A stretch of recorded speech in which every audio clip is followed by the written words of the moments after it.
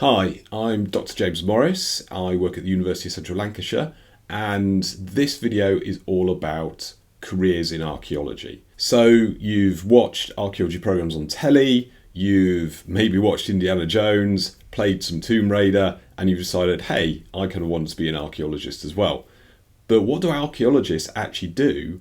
Where do archaeologists end up being employed? Well, this video here is for you. Now, I've been an archaeologist for over 20 years, and I started out by studying archaeology at undergraduate level at university. I was interested in archaeology and I wanted to do a degree that I actually enjoyed, was interested in, rather than accounting or some, which I'm sure is a fine degree, but let's just say they probably don't have as much fun as archaeology students do. So where do archaeologists work? Well, most people probably assume that archaeologists work in dusty museums and occasionally go out on foreign trips and maybe get some artifacts. That's not actually the case. The vast majority of archaeologists work in private companies, and there are over 6,000 individuals working as archaeologists in the United Kingdom alone. So in the UK today, there's a whole range of archaeology companies, and just popping up are the logos for the four biggest: Wessex Archaeology, Cotswold Archaeology, Museum of London Archaeology, and Oxford Archaeology. And those companies employ over 200 or 300 archaeologists each. How do these companies make money? Well, they make money by supplying archaeology services to developers. So let's say you're a developer and you're building a brand new big housing estate, 500 homes. There's a possibility that on that land could well be archaeology. So when you put in for planning permission, within the county council, an archaeologist will have a look at that proposal. And if they think there's the possibility of archaeology being destroyed by that new development, then they can put a condition on it that the archaeology is investigated first.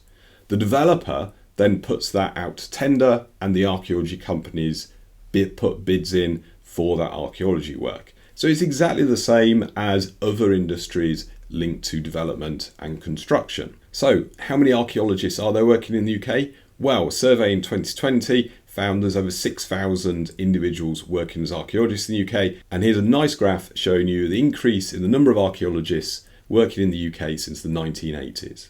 So what type of work do these archaeology companies do? Pretty much everything to do with archaeology, all the way from historic building recording to marine archaeology ahead of, for example, offshore wind farms, to really large scale excavations ahead of major developments. So one of the key skills for archaeologists is, of course, fieldwork skills, which is why if you're thinking about going to university, I strongly recommend you look and see how much fieldwork those university degrees actually offer you.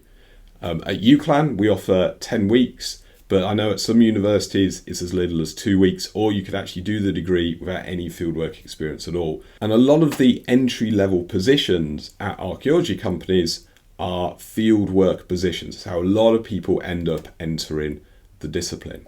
But that's not what everyone ends up doing. There are a whole host of different roles within archaeology companies. So one of the key things is post-excavation. There are positions for people who analyse pottery.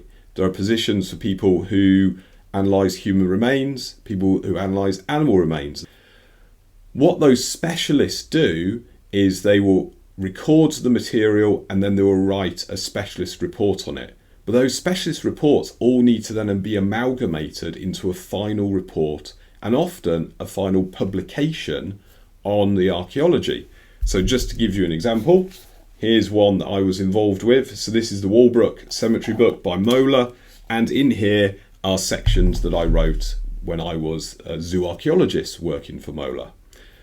But to put all those sections together requires other skills. So it means large archaeology companies will employ editors, they'll employ photographers, they'll employ graphic designers. And sometimes these individuals come from outside archaeology, but quite often they're archaeologists that have that additional skill. You could also end up working for a government agency. There are national government agencies such as Historic England and English Heritage and Historic Scotland and Cadw in Wales that look after the heritage of the nation. So there are archaeologists also working in local government. One of the reasons archaeology companies do their work is because there's a planning condition placed on new development. Well, the people who are helping develop those planning conditions are archaeologists based within county councils. A large number of archaeologists work in engineering and construction consultancies. Often a developer may employ a consultant to look after that side of the development for them. And some of these consultancies are large multinational organisations. So you could end up working on an archaeology project not just in the United Kingdom, but you could end up looking after a project anywhere across the world. The one I've not mentioned so far is museums. And museums do employ archaeologists, but they don't tend to go out into ancient tombs. And it's all about looking after the material and enabling access to that material by other researchers. And that, of course, brings in one of the final places where you'll find archaeologists, and that is in universities and in academia. But we actually represent one of the smallest groups of archaeologists within the profession. And I do love a graph. So here's a graph from the 2020 survey just showing the different types of organisations where archaeologists end up working. Okay, so you've decided you want to do an archaeology degree, but perhaps you're not that sold on actually becoming a professional archaeologist. Well, archaeology degrees are one of the best degrees you can do for transferable skills. And here are my 3 top transferable skills that you gain from undertaking an archaeology degree. Number 1 on my list is communication. Communication.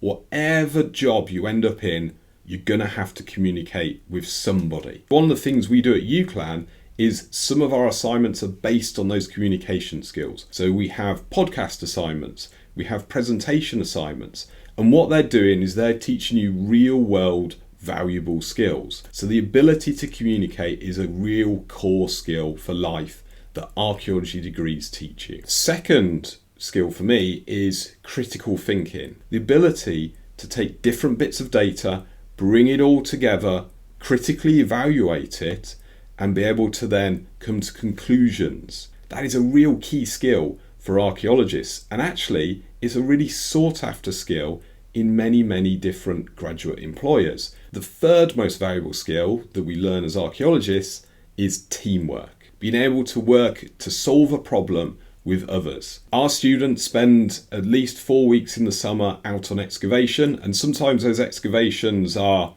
a small group of 10 or so individuals, and sometimes they're really large scale and there might be 60 people or so on the excavation. So you have to be able to work as members of a team, and you have to be able to communicate and work together. Okay, so I hope this video has been helpful. I hope it's been informative. If you want to find out more about the degrees at the University of Central Lancashire, then click on the link.